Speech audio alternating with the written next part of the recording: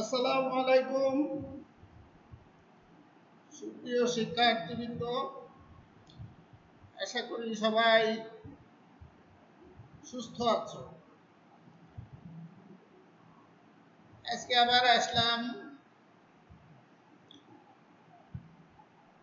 সপ্তম শ্রেণীর আরেকটি ক্লাস নিয়ে। গত ক্লাসে আমরা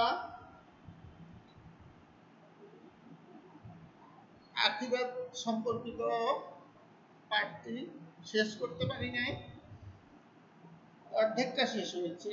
আজকে আমরা বাকি অংশটুকু শেষ করব। ছবি কথা কয়, ছবি দেখি বাস্তব অনেক কিছু আমরা উপলব্ধি করি, জানি। দেখো এই ছবিটাতে কি দেখাচ্ছে, এখানে একটা পুল বা সাঁকো।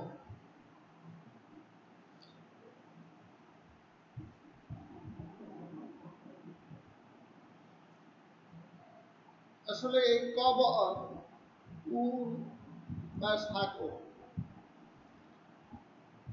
এই কবর দিয়ে, মৃত্যুর মধ্য দিয়ে আমরা পরকালীন জীবনে প্রবেশ করি, আখিরাতে প্রবেশ করি।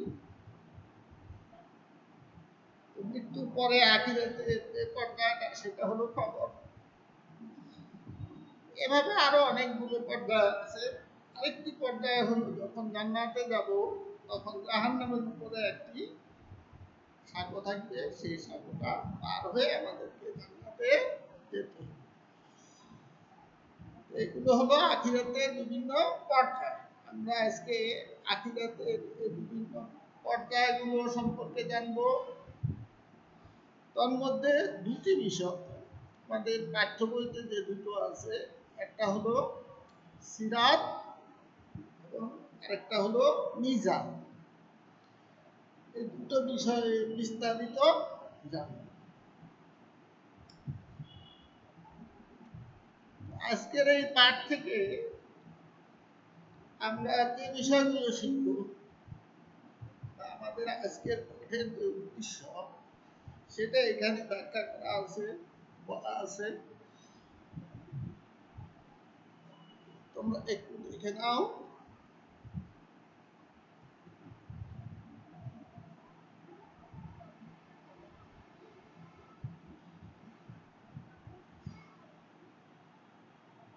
তাহলে আমরা এখন আখিরাতে বিভিন্ন পর্যায়, একটু আগেই বলেছি আখিরাতের অনেকগুলো পর্যায় বা স্তর আছে।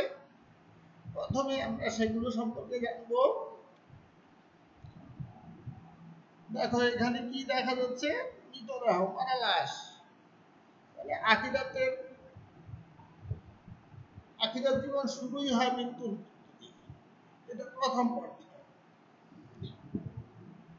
মারা যখন একটা লোকের মারা যখন পরে আমরা কি করি, কবর দিই, কবরস্থ করি। কবর আরেকটা পর্যায়।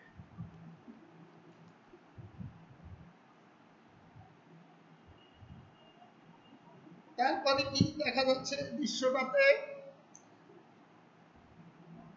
পাহাড়গুলো উঠছে, সবকিছু ধ্বংস হয়ে যাচ্ছে, রাস্তাঘাট, মানুষ ছুটাছুটি দৌড়াদৌড়ি করছে। দৃশ্য এটা আসলে কেয়ামতের দৃশ্য। যখন কেয়ামত হবে, সমস্ত পৃথিবী ধ্বংস হবে, ধ্বংস হবে, তারই দৃশ্য। কেয়ামত একটা পর্যায়।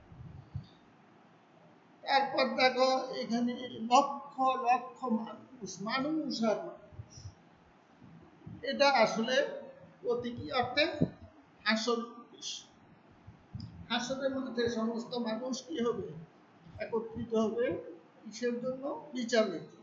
মহান আল্লাহ সেদিন সবার বিচার করবে। দেখো এটা একটা আদালতের দৃশ্য। আমাদের সাইনরা যে জায়গাটায় বসা থাকে, ঘন্টা বাজা, গাড়ির দৃশ্য দেখা যাচ্ছে। আখিরাতেও, পরকালেও হাসরের মাঠে সবার কি হবে, বিচার হবে। সেখানে বিচারক থাকবেন কে, মহান আল্লাহ, তারই দৃশ্য। তাহলে এটাও আখিরাতের একটা পর্যায়। বিচার কার্যটা কিভাবে হবে? দেখো এখানে দাড়ি পাল্লা ওজন করতে হবে। আমরা পৃথিবীতে যেসব কাজকর্ম করছি ভালো বা মন্দ, সেগুলো আখিরাতে ওজন করা হবে, পরিমাপ করা হবে। এখানে প্রতীকীভাবে সেই দৃশ্যটাই দেখানো হয়েছে। এটাকে বলা হয় মিজান।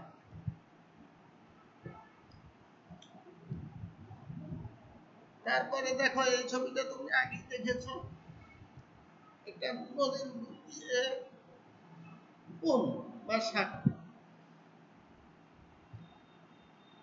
হাসরের মাঠে বিচার শেষে যারা জান্নাতে যাবে তারা এ ধরনের একটা সাঁকো পার হয়ে জান্নাতে প্রবেশ করবে। এটাকে বলা হয় সিরাত।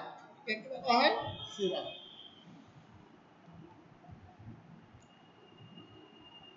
পুল পার হয়ে গেলে সে জান্নাতে যাবে। জান্নাত মানে উদ্যান, বাগান। দেখো এখানে একটা ফুলের বাগান, চমৎকার দৃশ্য, প্রতীকী অর্থে জান্নাতকে বোঝানো হয়েছে। আর এখানে আগুন জ্বলছে, প্রতীকী অর্থে জাহান্নামকে বোঝানো হয়েছে। তাহলে এগুলো হলো আখিরাতের বিভিন্ন পর্যায়। এখান থেকে আমরা দুটো, একটা হলো সিরাত আর একটা হলো মিজান, এই দুটো বিষয় সম্পর্কে বিস্তারিত জানবো। বাকি বিষয়গুলো সম্পর্কে আমরা পরবর্তী ক্লাসে জানতে পারবো। তাহলে আমরা শুরু করি। আখিরাতের অন্যতম পর্যায় হলো সিরাত। সিরাত আরবি শব্দ। সিরাত আরবি শব্দ। সিরাত অর্থ কি? পথ। একটা পথ দেখা যাচ্ছে।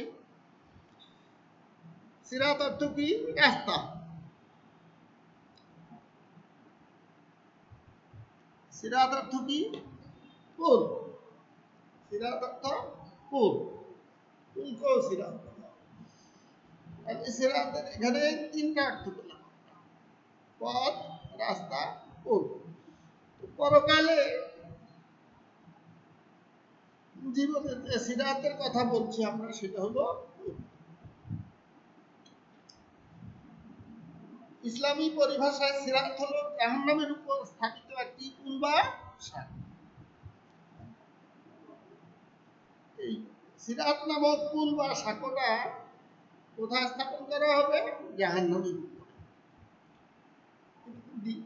এটা দিয়েই জান্নাতে যেতে হবে। সিরাত কাকে বলে আমরা বলতে পারবো তো? এখন আমরা সিরাতের পরিচয় দিব। সিরাত সম্পর্কে বিস্তারিত জানবো। মুমিনগণ সিরাতের উপর দিয়ে জান্নাতে প্রবেশ করবে। আমল অনুসারে সিরাতের প্রশস্ততা কম বা বেশি। যার আমল যত ভালো হবে, বেশি হবে, তার সিরাতের প্রশস্ততা ততই বেশি হবে। ফলে কারো জন্য সিরাত হবে বিশাল একটা ময়দানের মতো, এটা পুলই মনে হবে। একটা মাঠ, একটা ময়দান, একটা মাঠে দিয়া হাঁটা খুব সহজ, পড়ে যাওয়ার ভয় থাকে না। আবার কারো জন্য সিরাত হবে চুলের চেয়েও চিকন, তরবারির চেয়েও ধারা। যার আমল কি হবে? কম হবে।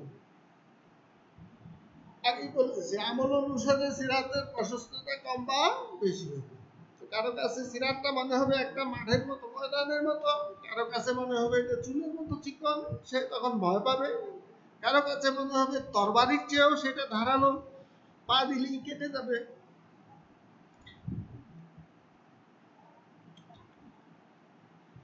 ইমানদারগণ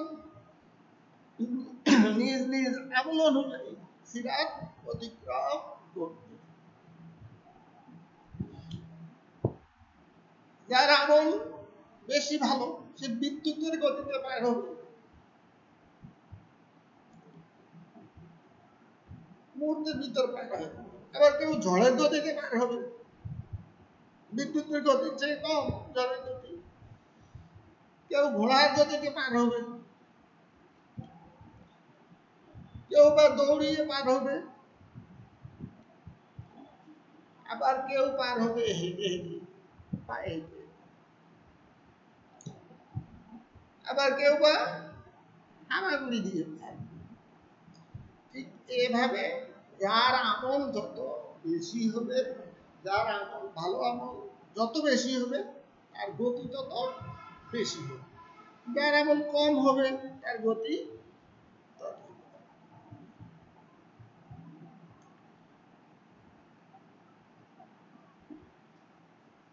পাপীদের জন্য সিরাতটা হবে ঘুটঘুটে অন্ধকার।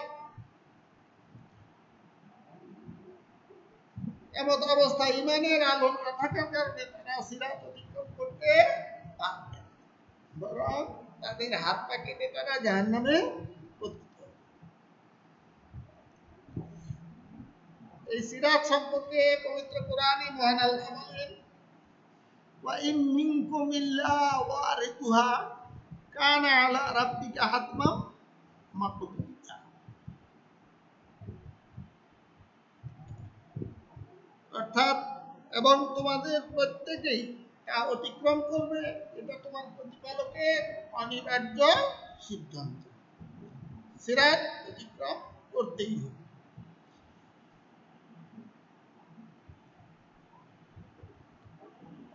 সিরাত সম্পর্কে মহানবী বলেন, ইউদাউ সিরাতু বাইনা যাহরাই জাহান্নাম। অর্থাৎ জাহান্নামের উপর সিরাত স্থাপিত হবে। মুসনাদে আহমদে এই হাদিসটি সংকলিত। সিরাত স্থাপিত হবে কোথায়? জাহান্নামের উপর।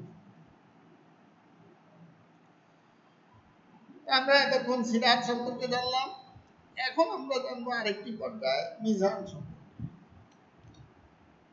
প্রথমে মিজানের পরিচয়। মিজানও আরবি শব্দ, এর অর্থ দাড়িপাল্লা, তুলাদণ্ড, মানদণ্ড। এই যে দেখো এখানে দাড়িপাল্লা, এখন ডিজিটাল মেশিন, এটা দিয়ে আমরা কি করি? মিজানটা হলো আসলে পরিমাপক যন্ত্র। আল্লাহ ঠিক এই ধরনের দাড়িপাল্লা দিয়ে ওজন করবেন বা এ ধরনের মেশিন ব্যবহার করবেন সে কথা বলছি না, এটা প্রতীকী অর্থে দেখানো হচ্ছে পরিমাপ করা হবে। এখন আল্লাহ কিভাবে পরিমাপ করবেন সেটা উনি ভালো করেন। আর সেই পরিমাপ যন্ত্রটার নামই হলো মিজান। ইসলামিক পরিভাষায় যে পরিমাপক যন্ত্রের দ্বারা কিয়ামতের দিন মানুষের পাপ পুণ্যকে ওজন করা হবে তাকে মিজান বলা হয়। তো মিজান হলো একটা পরিমাপক যন্ত্র, কিয়ামতের দিন মানুষের পাপ পুণ্যকে আল্লাহ সেটা দিয়ে কি করবে? ওজন। তাহলে মিজান কাকে বলা হয় আমরা কি বলতে পারবো সবাই? মিজান সম্পর্কে পবিত্র কোরআনে মহান আল্লাহ বলেন, ওয়ানাদাউল মাওয়াজিনাল কিসতা লিয়াউমিল কিয়ামাহ। অর্থাৎ আর আমি কিয়ামতের দিন ন্যায় বিচারের মানদণ্ড স্থাপন করব। সূরা আল আম্বিয়ার ৪৭ নম্বর আয়াত। সেই আল্লাহর বিচারটা হবে কি? ন্যায় বিচার। ন্যায় বিচার।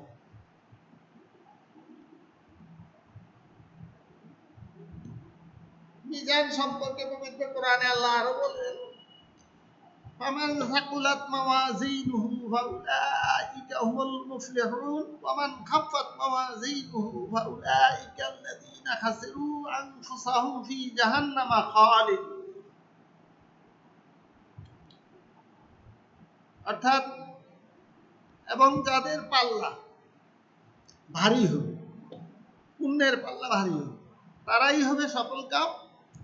আর যাদের পাল্লা হালকা হবে তারাই নিজেদের ক্ষতি করেছে, তারা জাহান্নামে চিরস্থায়ী। যাদের পুণ্য বেশি হবে তারা হবে জান্নাতি, আর যাদের পুণ্য কম, পাপ কাজ বেশি, তারা হবে জাহান্নামী। আমরা কোন দলে থাকতে চাই? জান্নাতি না জাহান্নামী? অবশ্যই সূরা আল মুমিনুন আয়াত 102 ও 103। মহানবী নেকির পাল্লা ভারী করার জন্য অনেক আমল শিক্ষা দিতেছে।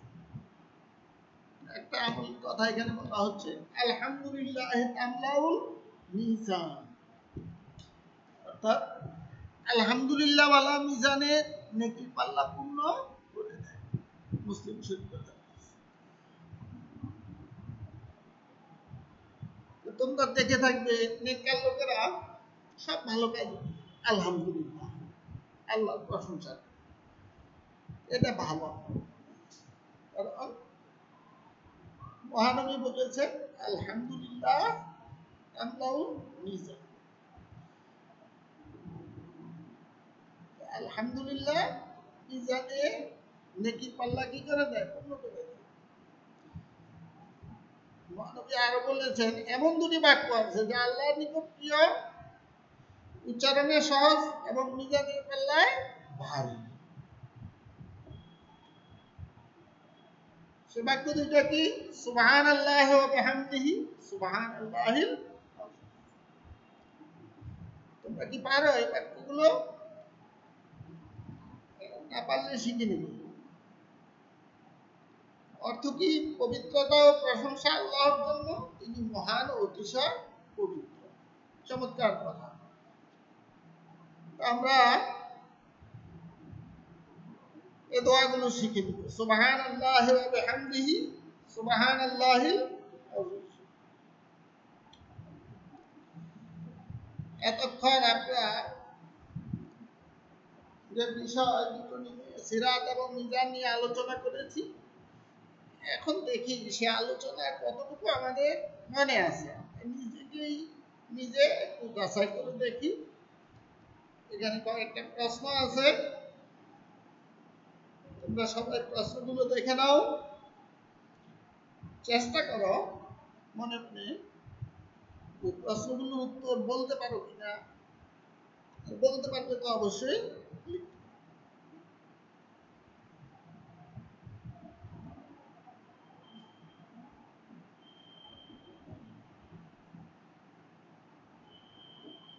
দেখেছো সবাই? আমার তো মনে হয় যারা ক্লাসে মনোযোগী ছিলবে তারা অবশ্যই সবগুলো উত্তর দিতে পারবে। কারো কারোর জন্য হয়তো দু একটা সমস্যা হবে। শেষ প্রশ্নটা দেখো, সিরাত ও মিজানে বিশ্বাস আমাদের মনোভাব পরিবর্তনের কি ভূমিকা? অনেক ভূমিকা।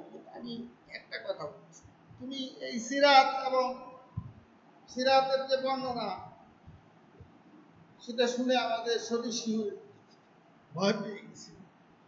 মিজানের যে বৈশিষ্ট্য বর্ণনা শুনেছি, সেগুলো শুনেও আমাদের ভিতরে এক ধরনের প্রতিক্রিয়া সৃষ্টি হয়েছে। সিরাত সম্পর্কিত আলোচনায় যে ভয় সঞ্চার হচ্ছে, সে ভয় যদি সত্যিকার অর্থে আমাদের মধ্যে স্থায়ী হয়, তাহলে আমরা খারাপ কাজ থেকে বিরত থাকবো। আর মিজান সম্পর্কে শেষ দিকে যে দোয়ার কথা বলা হয়েছে, যদি আমরা মিজানের পাল্লা ভারী করতে চাই, তাহলে সে দোয়াগুলো অবশ্যই শিখবো, মানে ভালো কাজ করবো। তাহলে দেখো, আমরা ভালো কাজ করবো না খারাপ কাজ করবো, আমরা ভালো পথে চলবো না খারাপ পথে চলবো, এই বিশ্বাস কিন্তু সেটা কি করে নির্ধারণ করে দেয়। এই কথাগুলোই তোমরা গুছিয়ে বই পড়বো, পড়া শিখবো। এতক্ষণের আলোচনা তোমাদের পাঠ্য যে বিষয়টি, সেটা মোটামুটি পরিষ্কার হয়ে গেছে সবার কাছে। তবে এটা আরো পরিষ্কার হবে তোমরা যদি বাসায় থেকে তোমাদের পাঠ্য বইয়ের এই সংশ্লিষ্ট অংশটা আরো কয়েকবার পড়ে নাও। আমি আশা করি তোমরা সবাই বাসায় কয়েকবার পাঠ্য বিষয়টা পড়ে নিবে। পড়ে এখানে একটা বাড়ির কাজ আছে, এই কাজটা তোমরা করবে। সেটা কি? সিরাত ও মিজানের বিশ্বাসের উপকারিতাগুলোর একটি তালিকা বানাও। আমি কিন্তু একটা উপকার কথা বলে ফেলছি। এইভাবে তোমরা উপকারিতা বা সুফল বলতে পারো এগুলো, তার একটা তালিকা তৈরি করবে এবং যখন স্কুল খুলবে তখন তোমাদের বিষয় শিক্ষককে বা শ্রেণী শিক্ষককে সেই কাজটা দেখাবে। আজকে আমরা এখানেই ক্লাস শেষ করছি। আল্লাহ হাফেজ, সবাইকে অসংখ্য ধন্যবাদ। আসসালামু আলাইকুম।